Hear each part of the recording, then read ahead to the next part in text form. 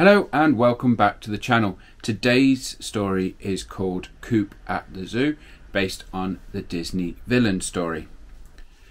Two henchmen, Horace and Jasper, reply to Cruella's advert asking for help. Little do they know the tests she has in store for them to prove they're worthy. This has been published by Autumn Publishing. Let's get into it.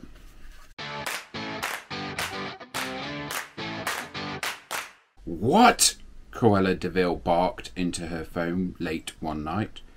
She'd put an ad in the paper looking for henchmen, and she'd finally had a reply. A smooth voice replied, "Ma'am, Horace is the name. Me and my mate Jasper here would be honoured to be your humble crooks." "Assistant," someone, presumably Jasper, hissed into the receiver. "Same thing," Horace whispered back. Cruella grinned. She had her first candidates. "Splendid! Meet me tomorrow night at the local inn, 8 o'clock sharp." Then she hung up. The next night, Cruella arrived at the inn to interview the two hopefuls. As Cruella scanned the room, suddenly a ruckus erupted. "It was my smarts we used to scam this hot meal, and for some reason it's in your rotten mouth. You wouldn't know smarts if they fell from the sky and hit you on your big head." Cruella smirked, recognising their voices. Cruella walked over to the bickering men. "Darlings, I'm Cruella de Vil. If you'd like to become my assistants, you must convince me we're a good fit. I'd like for you to steal an animal from the new zoo. Can you do it?" She jangled her heavy coin purse for effect, and the crooks eyed it with wild hunger. "Just tell us when, Miss de Vil," said Jasper. The next morning, a poorly disguised Cruella met Horace and Jasper outside the soon-to-be-open London Zoo. "Hello, ma'am. Didn't recognise you. Which animal do you fancy we fetch?" Horace hollered. "Not so loud," Cruella scolded. "That one," she said, pointed at a photo of a polar bear. "This'll be easy, Mom," whispered Jasper. "All right now, easy does it." Jasper guided Horace, who was working a large net into the sleeping polar bear's cage. But they woke the bear up. Jasper and Horace beat a hasty retreat. Cruella turned crimson at the duo's failure. "You cowards!" she spluttered. "Sorry, ma'am," said Horace. "What about smaller animals? A cheetah, perhaps?" Cruella glared at him. Finally she sighed. "I do have a soft spot for, well, spots." Cruella decided to join them and watch the slow-witted crook struggle with the fast cheetah. Cruella grew even more furious. You fools!" she growled. "I've just about had it with you two." Next, Horace and Jasper decided to try and fish themselves a catch, but the dolphin proved a bit slippery. "Wretches!" barked Cruella. "I don't know why I wanted a dolphin, but that's beside the point." It seemed clear as day that Horace and Jasper simply didn't have what it took to crook. But Cruella was willing to give him a final shot. "Try stealing one of the more docile little beasts," she instructed. "Do it, and do it now." Horace and Jasper wasted no time breaking into the petting zoo.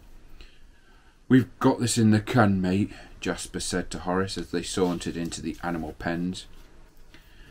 But then a baby llama spat in their face, a piglet chased them into the mud, and the ducklings pecked at them in the pond. "It hurts! It hurts!" howled Horace. "I can't stand it no more," Jasper said, weeping. Outside the petting zoo, Cruella was growing more and more impatient. Suddenly, the men appeared and they ran past her. "Stampede!" yelled Jasper. "Run!" shouted Horace. Cruella waited for the massive beasts who had inspired that level of terror in Horace and Jasper to arrive.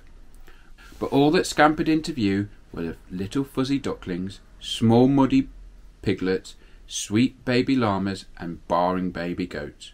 Cruella boiled over, realising that Horace and Jasper must have accidentally released these animals. Idiots! Yelled Cruella. Cruella had finally had enough of Horace and Jasper's hijinks. She looked around. What an utter disaster. One animal would be fine, but she didn't want the police on high alert because someone had stolen the entire petting zoo. I'll handle this, she grumbled. Cruella retrieved her car and herded the animals back into their pens and cages. My car! It's filthy! You're good for nothing. You can't even fix your own mess. Didn't I mention I hate getting my hands dirty? Cruella roared at Horace and Jasper. This is the last time I ever work with you. Idiots, Horace suggested. Complete imbeciles, Jasper offered. Shut up, Cruella screamed. The men flinched. A little while later, Cruella sagged up the stairs to her room at the manor. She opened the door and her jaw instantly dropped. Her bedroom had been completely transformed. The furniture had all been uncovered and everything sparkled like new. Just then, there was a tap at her door. Horace and Jasper were standing in the doorway. Now, you don't have to get your hands any dirtier than they already are, Horace burst out. We can't fix up our own messes, but we sure can fix up yours, miss, added Jasper. Didn't you? Well, you did a rather mediocre job, but Cruella couldn't fight a sly smile. It is nice to have company here. It can get a bit lonely. Oh, fine. I'll have you two as my assistants. Horace and Jasper smiled as Cruella flopped down on her freshly made bed, dirt and all. Now, let's see if your breakfast is better than your thieving. And that was the story of Coup at the Zoo, based on Cruella de Vil and from 101 Dalmatians. Thank you for watching this video. Like, share, subscribe if you want to support the channel. And I will see you real soon.